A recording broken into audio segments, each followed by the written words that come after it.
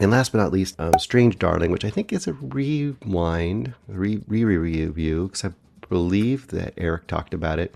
There was a whole bunch of people talked about Strange Darling, and I didn't listen to their reviews because I was waiting to see it myself. I was really mad that I couldn't see it in the theater, but it didn't show anywhere very close to me, and it didn't stick around anywhere very long. In our circles, of course, in cinematics, people love Strange Darling. So I was very excited when it was coming out on digital and checked it out this last week. And I had a really interesting experience with this. And if you're in our cinematics group, if you're we had a really kind of interesting debate and discussion about this movie. You should join the group. It's a private group. It's really good. A lot of respectful movie discussions. But I'll just say, I'm not going to fully review this movie, but there will be some spoilers in here because I'm going to talk about really quickly about some of the things that kind of nagged at me about this movie, but I also love. There's a lot of talk about this movie as far as it's shot in 35 millimeter and the great, Kyle Gallner's really great in this. Willa, I didn't write her name now. I'm terrible with remembering names. Willa Fitzgerald and her kind of breakout lead in this is got a lot of call outs, and JT Mulner as the director and writer and all that has got a ton of praise as well. My first reaction to this movie, I was like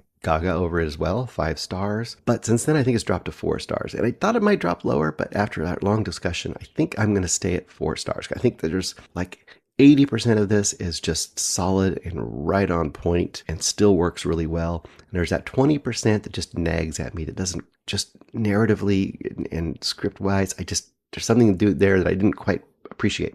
So what do I mean by that? So everyone talks about the disjointed, out of order nature of the movie, kind of Tarantino, of course, is comparison, the fact that the first half of this movie we're following a killer. They tell us in the opening crawl, it's the Texas Chainsaw Massacre like opening crawl that, there's this prolific serial killer. This is the final killings of that killer. So you get the idea immediately, okay, this is going to be when the killer either gets caught or killed. By calling the Kyle Gallner character the demon and calling the other one the lady, well, of course, the demon is the bad one, right? But you're also kind of knowing, I don't know, it wasn't very surprising when about, I don't know, a third or halfway through it's fully revealed that she's the killer and he's not the killer. So I don't think that as far as a full twist, a misdirection, that 100% is shocking or jarring. It's kind of like when you're, I don't know, for me, when I was watching it, I was kind of like, oh, okay, I see what's going on here. She's going to be the killer and he's not going to be the killer, which I was fine with it, but it didn't blow my mind, put it that way. It was like, it was fine. It was kind of more interesting to see how through the misdirection they try to, fool us. Because obviously putting these out of order, we just immediately start with him chasing her. So that just really makes you think that he's the bad guy and she's the innocent one. But they also, even there, drop a few breadcrumbs that she might be a little more than we think. She's very resourceful. She gets off the road and she's kind of extra tough. She's finding, trash booze in the forest and, just dumping it over her destroyed ear and just toughing it out. And you just get the feeling she's a little bit more able to handle things than you might have thought. Of course, when you start seeing their interactions, in their quote romantic interactions, you see that she's definitely rougher around the edges than you thought it maybe at first, and that she's pushing his boundaries as much as he's pushing hers. In fact, she is really pushing his boundaries, and that's when you really start to get the feeling like, oh, she's the killer here. So anyway, all that stuff works pretty well. There's a lot of like thrilling, tense moments when people are chasing other people and people might be getting killed. There's the whole misdirect where we see that the older couple they found, the man of the couple has been murdered. And of course you assume it was he that did it, but then later on you find out that she was the one who did it. Once again, that didn't really surprise me when it happened, because there's a whole thing where they brought her in as a stranger, and I'm like, oh yeah, she's going to take out this poor couple. But I also wondered if they might get her back. Anyway, rambling on all this.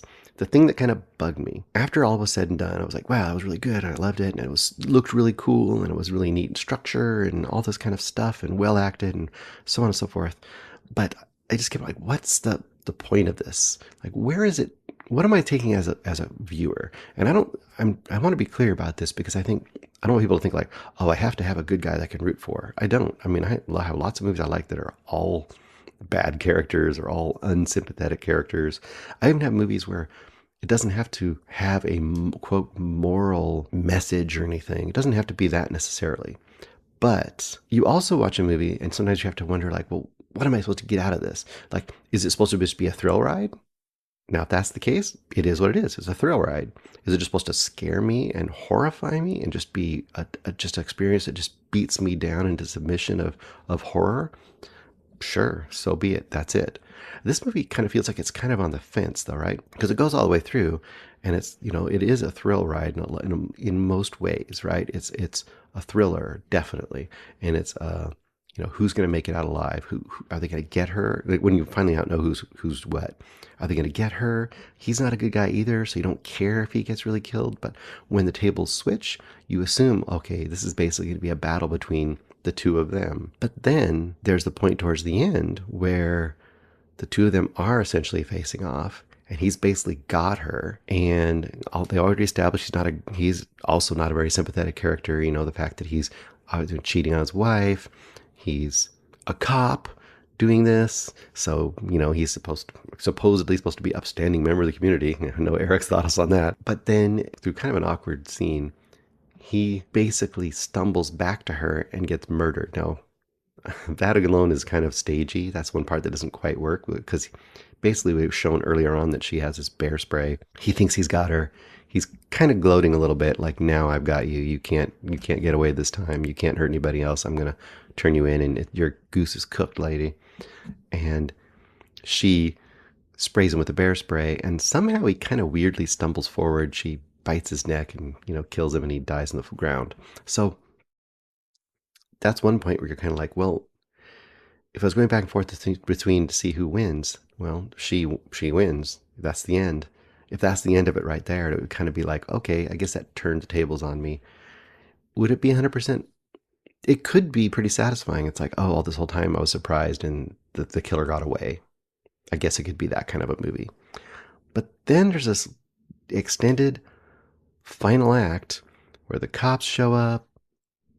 She fakes a sexual assault, laying there all covered in blood so she can get their sympathy immediately and look like she's been the victim here as they walk in on this crazy carnage.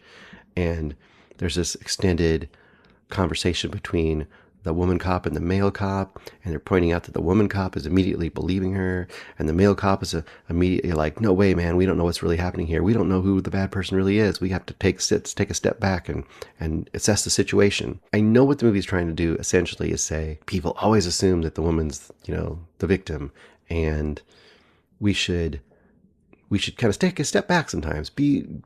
Wait for facts before you leap in. And I get that. I get that.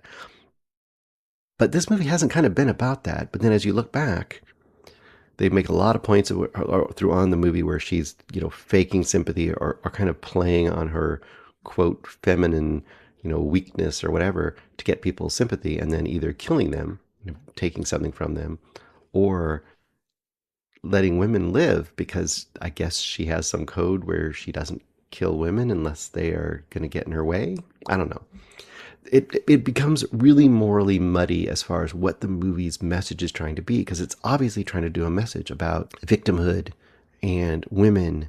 And the one thing that really kind of nags me about it is that maybe it's not intentional, but I think the movie in some way is trying to basically, it kind of comes about, the whole point of the movie is basically kind of like, oh, you should doubt women when they tell you something bad has happened. You should just put a little doubt in there. Let's not automatically assume things are, So I think there's kind of a message in the movie. And once again, this is me being overly sensitive, snowflake, I guess, whatever. But it's kind of a message in the movie of like, sometimes these women are evil. You better watch out for them. I think that's not happening very often in the world. But sure, there are, was it Eileen Wuornoses in the world? There are a few out there, but boy and boy, they are few and far between. And boy, oh boy, I don't know, it just rubbed me the wrong way. So overall, like I said, 4-star movie. I still think it's a good movie. I still don't think it's super intentional. I just think it does a little damage there. I think it helps feed a narrative to the people who want the narrative, and I don't like that. And it seems also unnecessary. You could tell this exact same story, get to the freezer scene, and go 2 different ways. You can have him catch her, the cops pull up, they get her captured.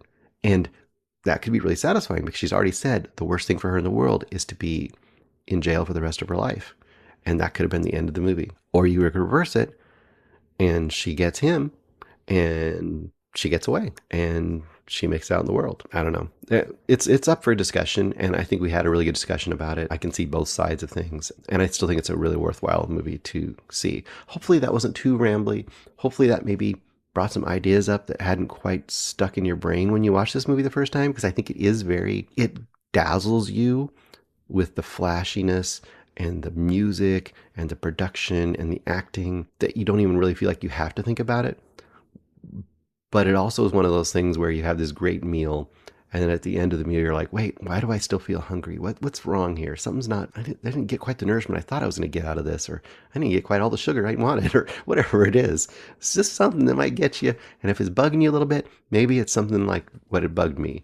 And maybe that'll help you start thinking about it a little more and decide what you think about it. Anyway, that is all for this week from me. And it will be a little bit of an unpredictable cinematic from the road next week. But hopefully I'll have a few things for you.